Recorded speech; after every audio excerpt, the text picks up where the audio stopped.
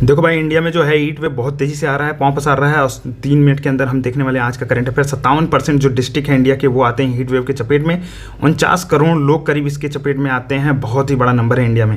अगर इंडिया में बात करें नेशनल डिजास्टर, तो अभी भी हीट वेव को नेशनल डिजास्टर नहीं माना जाता, जिसके वजह से बहुत ज़्यादा प्रॉब्लम क्रिएट होता है। अगर कभी आने वाले समय में जो राइट टू कूल है उसको कभी शामिल किया गया तो फंडामेंटल राइट्स बनाया जाएगा आर्टिकल 21 में। तो ध्यान रखना इसको भी, क्योंकि एग्जाम में पूछा जा सकता है। Demand of UNSC veto expansion, अक्सर हम डिमांड करते हैं। इंडिया ने फिर से डिमांड किया है कि जो वीटो पावर है वो बढ़ाना चाहिए P5 के आगे, यानी कि जो परमानेंट 5 हैं उनके आगे।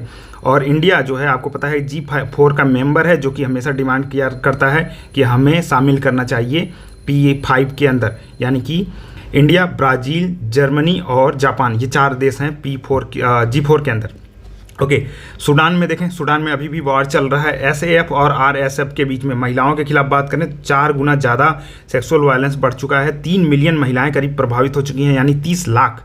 97% जो वायलेंस है वो मेनली महिलाओं और लड़कियों के खिलाफ हो रहा है, जो कि बहुत बड़ा एक कंसर्न है। दुनिया को इसके तरफ ध्यान देना चाहिए। अगला है 131 अमेंडमेंट बिल, जो कि आ रहा है। महिलाओं के लिए 1/3 वुमेन रिजर्वेशन दिया जाएगा। इसमें 850 टोटल सीटें कर दी जाएंगी लोकसभा के अंदर।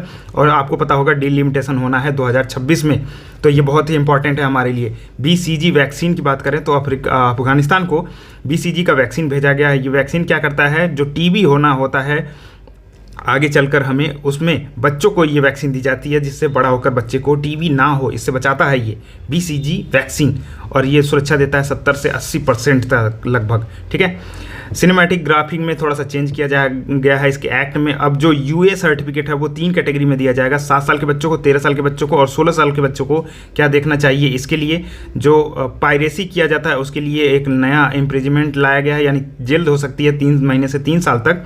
इसके अलावा जो फिल्म एग्जीबिशन किया जाता है उसकी जो एक्सपायरी डेट होती है 10 साल से बढ़ाकर लाइफ टाइम कर दिया गया है, यानी कि अब उसके पास हमेशा के लिए वो राइट्स होंगे।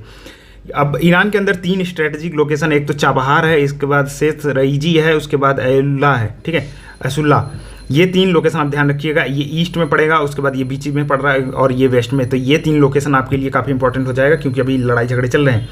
जियोपॉलिटिकल एजेंडा बात करें तो अंडमान सी में एक जहाज़ पलट गया है। इसमें कुछ रोहिंग्या और बांग्लादेशी जो थे वो आगे बढ़ने का कोशिश कर रहे थे, लेकिन नाव पलटने की वजह से कई लोगों की जान चली गई। तो ध्यान रखिएगा, रोहिंग्या और बांग्लादेशी मुस्लिम, रोहिंग्या जो है वो इस एरिया में रहते हैं। ठीक है, म्यांमार और बांग्लादेश के बॉर्डर पे नर्मदा नदी के अंदर दूध बहाया गया था, जिसकी वजह से बहुत ज़्यादा कंट्रोवर्सी बढ़ गई थी। तो नर्मदा नदी ध्यान रखिएगा। नॉर्थ में है आपका विंध्य रेंज, उसके बाद साउथ में सतपुड़ा रेंज।